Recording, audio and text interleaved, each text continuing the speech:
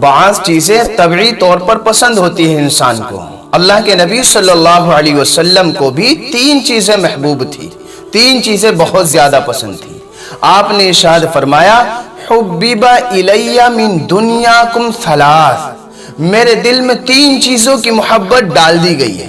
الطیب، number 1 خوشبو۔ خوشبو آپ استعمال فرماتے تھے، صرف اتنا کہنا کافی نہیں ہے۔ آپ کو کتنی پسند تھی آپ اندازہ لگائیں۔ آپ کے وجود اطہر سے خوشبو مہکتی، آپ کے لعاب سے خوشبو مہکتی، آپ کے پسینے سے خوشبو مہکتی، اس کے باوجود آپ خوشبو کا استعمال فرماتے ہیں۔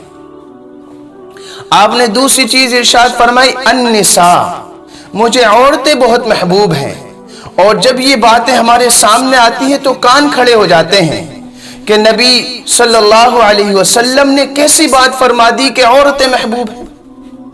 کیونکہ ہم ایسے معاشرے میں زندگی گزار رہے ہیں جو اخلاقی اعتبار سے گر چکا ہے، خواہشات اور ہم جنس پرستی اور سیکس کا گندا ماحول بن چکا ہے۔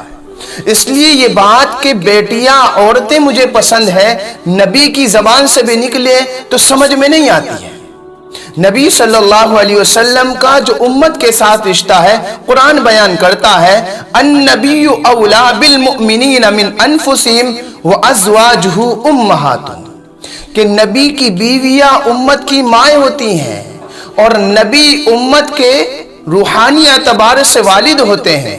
تو ایک باپ کو بیٹی سے جو محبت ہوتی ہے، ایک باپ کو بیٹی جو اچھی لگتی ہے، جو پیار ہوتا ہے بیٹی سے، اسی اعتبار سے آپ نے فرمایا کہ مجھے عورتیں بہت پسند ہیں۔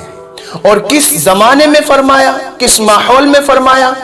جب بیٹی کا پیدا ہونا منحوس سمجھا جاتا تھا، نحوست کی علامت سمجھا جاتا تھا، اس زمانے میں پیغمبر صلی اللہ علیہ وسلم نے ارشاد فرمایا جس کے یہاں بیٹی پیدا ہو وہ اس کی تربیت کرے، پھر اس کا نکاح کر دے، وہ میرے ساتھ جنت میں ایسے ہوگا، وہ میرے ساتھ جنت میں ایسے ہوگا۔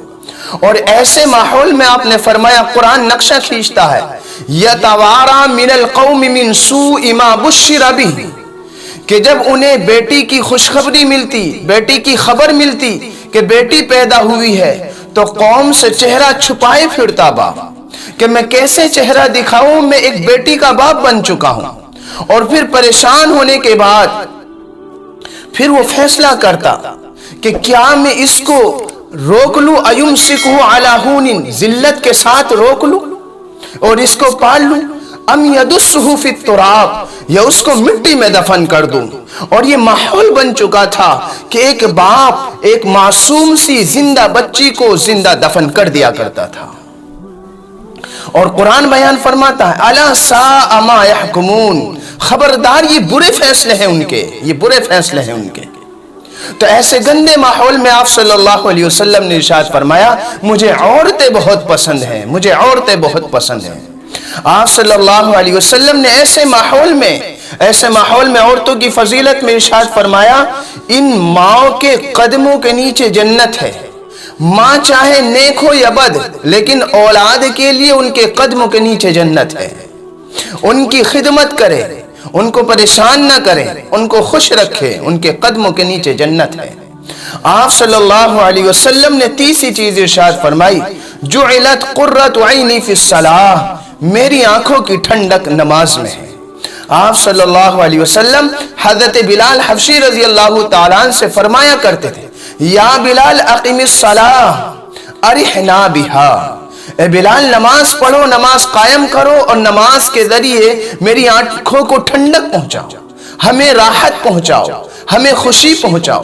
اور عام طور سے آپ صلی اللہ علیہ وسلم کے ساتھ تکبیر اور اذان کی جو ذمہ داری تھی حضرت بلال حبشی رضی اللہ تعالیٰ عنہ کی تھی، تو نماز کے وقت بھی فرماتے اے بلال چلو اب نماز کا وقت ہو گیا اور ہمیں تکبیر کے ذریعے ہمیں راحت پہنچاؤ، اذان پڑھو، اذان پڑھ کے ہمیں راحت پہنچاؤ۔